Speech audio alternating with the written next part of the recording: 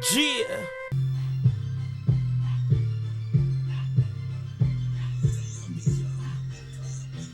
I'm knowing how to get it, nigga. I'm just saying though. Shoebox full of hundreds, got them bands so it be a whole lot of flexing with my team ball.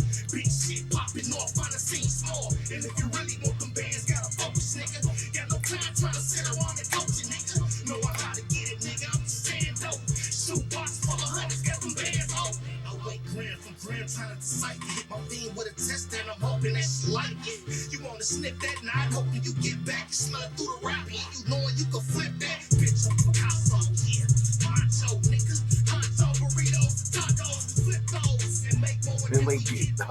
Man, listen, that's my new thing, so I don't care what y'all talking about. I love y'all, man. What's up, though? OG Kenny, O_G_Kenny. I retired from the streets TV. Shout out to my dude, Finkelword, knowing how to get it. That's the name of that track.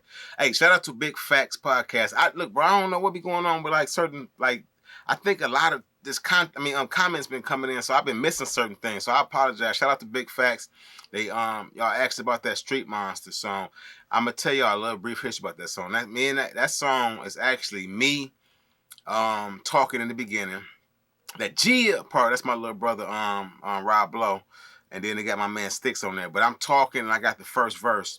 And that was just when I first started my label Street Monster back in 04. And that was our anthem, like right after that. So that song like about 20 years old, bro. But I definitely, if y'all want to, enjoy it, I definitely get it out to y'all. Because that's like, it was like it gave the hood hope. I had a nice studio. I had about a $20,000-$30,000 studio at the time. And it came from the block. I grinded up on that. You feel me? In months. I just I'm about to grab stuff. I was just grabbing equipment, all type of stuff, Rollins and guitar. I had all type of stuff. You feel me? In that bad boy, all type of MPC 2000s and whatnot. So yeah, that song that I play that because it's still like when I told dudes I was gonna do this, a lot of dudes hear that, you know what I mean? Like their mama play it over the phone, let them hear episodes and stuff over the phone when they call home and whatnot.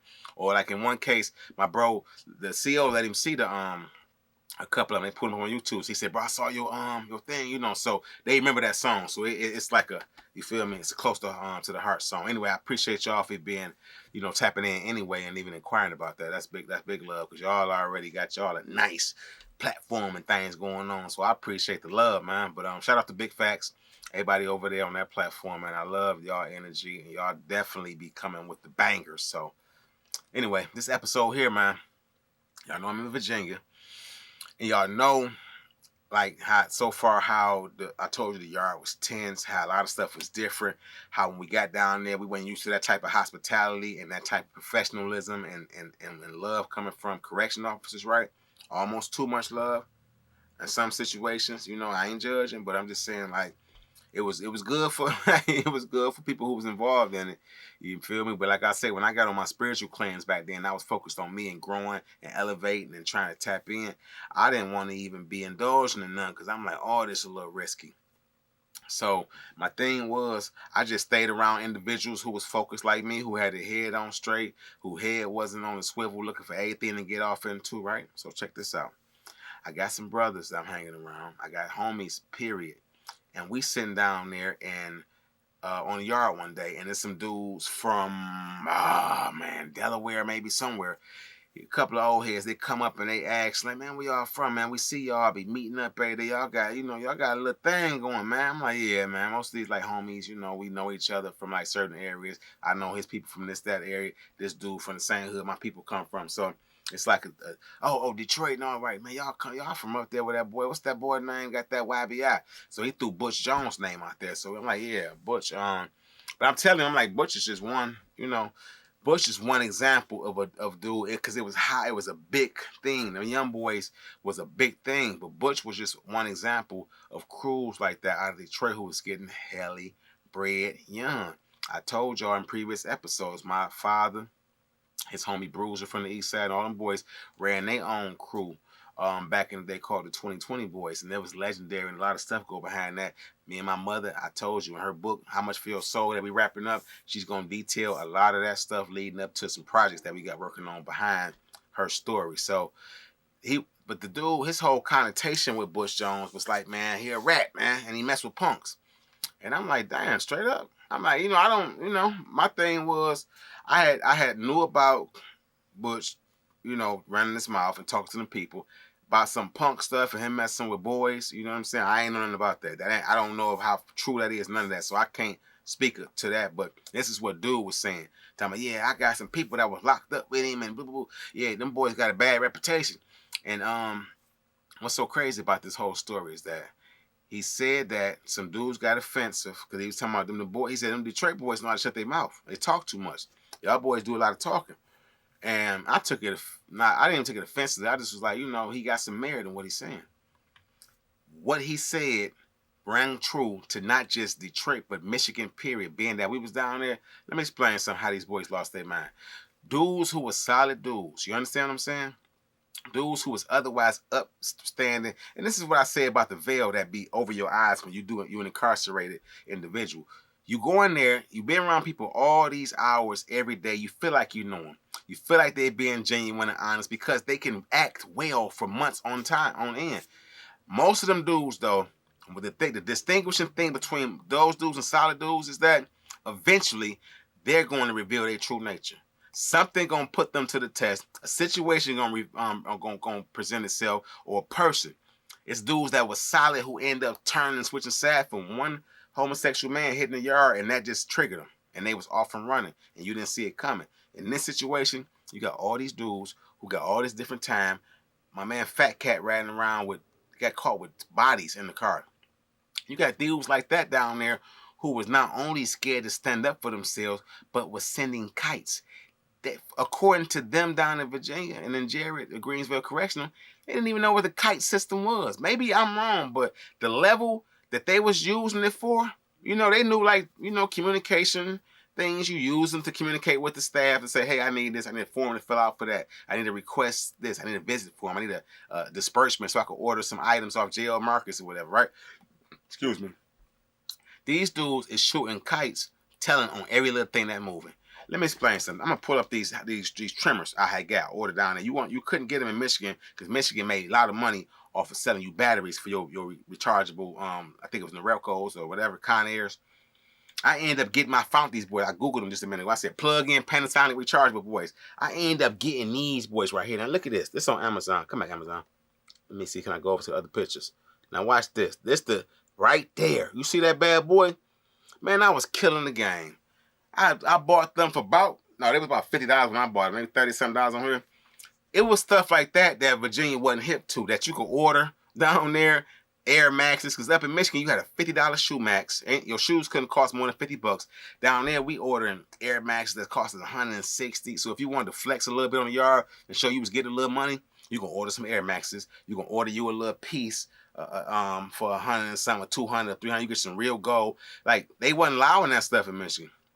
Dudes down there ordering jewelry, rings. One dude ordered a TV VCR, had a broad smuggling him in explicit tapes. You feel what I'm saying? Adult material tapes. So bringing them in for him, he renting them out, renting his cell out, letting dudes go up in there and watch tape and handle their business, and he was making money doing that. All of this activity going down because for a dude who from the city, not to say that anybody in Michigan is slow or nothing, but from Detroit, when you go down there, it was so slow paced. That's how them women was getting knocked like that. You feel what I'm saying? Not to say dudes in Virginia slow, but I'm saying that they were so slow paced with the way they approached things and the way they ran things that when we went down there, it was wide open. Like, dog, they don't know nothing about this, that, until dudes start shooting them snitch kites. For every little thing, I saw this dude talking too long to baby girl. I saw them, ooh, man, listen. Had got the board games in, had real dice down there. Dudes was blowing fatties. I'm talking about big dumb fatties. Listen, it was so gravy. A lot of dudes were saying I would have, if it wasn't for me missing visits and missing my people, I would have did my time down there. I had about, let me see, that was in 99. I had 3 years left. I'd have did the rest of my time in VA because of the way they let a dude jail. They didn't bother you. They didn't sweat you about small stuff. They had bigger fish to fry, like I told you with the dude Tommy Davis Strickland, who had got executed, and whatnot. So they was on that type of thing. They running 2-3 prisons in one. Greensville Correctional is big. If y'all didn't see that overhead view picture I put on my thumbnail, from the recent Greensville story. Check it out, or just go Google Greensville Correctional Facility and get an aerial shot of it. That boy is huge. They got bigger fish to fry than worrying about who got this in, who got Muslim oils. We couldn't get Muslim oils, or what they call like from Halal Co. They got a place called Halal Co. You could order Muslim oils from through JL Marcus. Man, we was getting all the oils.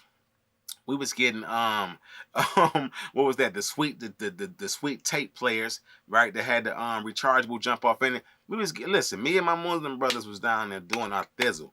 Anybody who had a hustle on them, had some money put up and all that.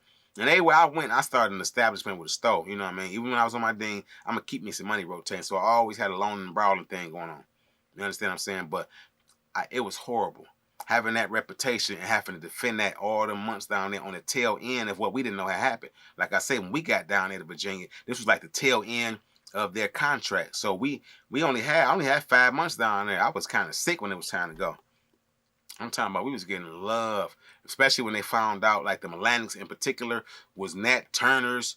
We paid homage. You feel me? And gave honor to Nat Turner. You understand what I'm saying? Even when I got this tattoo down there. I'm going to tell y'all the story about when I got this tattoo. Matter of fact, I got that for y'all. Come Monday, I'm going to tell y'all that story about how I got this tattoo and when I got it and what I had to go through and what I paid and all that. I had to go through a lot. And me and one of my bros supposedly got the same tattoo, matching tattoo, but some stuff had went down. But listen, it was horrible being from Detroit, being from Michigan down there for a minute on the tail end of all them dudes saying, man, y'all brought that snitching down here, bro. And then y'all from the bloodline of Butch Jones and that boy Rat and all that. And I had to remind them, bro, you don't know about a lot of other people that's running around the city that's solid dudes that's getting to the bread. You ain't heard like the histories of the Maserati Ricks and the Demetrius Holloway and all them boys. Like, you know, they didn't know nothing about my people. You understand what I'm saying? And they was heavy. You understand what I mean? Heavy. So and this ain't nothing I'm just bragging about. This is facts. So undisputable facts, you know, law book facts, stuff you can Google and look up, right? For real, it's undisputable. And anybody who knows about that era, about especially in Detroit, them 80s and 90s and whatnot, early 2000s and all that with them 2020 boys, y'all know what I'm talking about. So these is all things that's tied in. Like I say, the white boy Rick story, how my father got murdered. His murder was the first time Detroit, the first 48 covered the Detroit murder. You know what I mean? You see me? So it's like all this stuff. I had to do this, what I'm doing now, to be able to tell these stories of people, not just my own stories, but be able to give a voice to people who ain't here no more. You know what I mean? Who laid down legacies. No matter if you call them right or wrong, they laid down legacies of what stand-up, solid individuals supposed to do. They laid rules down. They had a governance system. They had protocol they follow. And I think what's happening too much nowadays, while a lot of these dudes getting tricked off the earth, right? Like the things that happened to Nipsey Hussle, rest in peace, Mo 3, King Von, Pop Smoke, man, listen, Trouble. You understand what I'm saying? Love TJ just got shot up. Jada Younger. You got all these celebrity dudes, and I'm saying these people because they the ones who most popular. You understand me? But all of this going on, and even going back to the Tupac and Biggie situation, when protocol is being followed, when systems are in place that you say, okay, we abide by these rules. Too many people talking about that's old school. Y'all old school. No, but them rules kept dudes out of stuff. Your mouth was shut. You stay out of stuff. You stay out of them crazy situations. Wasn't nobody getting killed off the streets like that. It was happening. When it was war going on. It wasn't just random little stuff happening, man. I just feel like if we follow these rules, and not this, put slander on nobody's death or their name, but I just think that a lot of them incidents could have been avoided with all them situations had protocols stayed followed and security been more tight. Anyway, man, so like I'm telling you with this story, man, security, a lot of them dudes had lost their sense of security, lost them sense of selves down there, trying to appease to them women, jealous because the bag wasn't touching their hands. And I was seeing it happen from the outside looking in because I always did this with the big. Like, I was peripheral with a lot of stuff. That's why I'm telling y'all this story, because I would watch stuff and I'd take notes and I would internalize and say, what was the lesson in that? What could have went better? You understand what I'm saying? So, anywho, man, shout out to my dude Finkelwork for the music, man. Listen, my bro be paying me. You feel me? He be trying to pay me anyway. He be like, bro, I got you. I'm like, nah. This is what we gonna do. We gonna make sure you get your music out there, and anybody else that want their music pumped though, I take a little fee. And I'll make sure I let everybody know, yeah, dude paid me to play this song, paid promo. That's definitely something I'm looking to do in the future. So yeah, I just want to build a platform enough to where people understand it's got some impact and some reach, so that they ain't flaking me on my prices. That's all. I love y'all, man. As always, y'all be safe. OG Kenny, O_G_Kenny at Retired from the Streets TV. I'll see y'all tomorrow for Church Crime Sunday, and I'm out.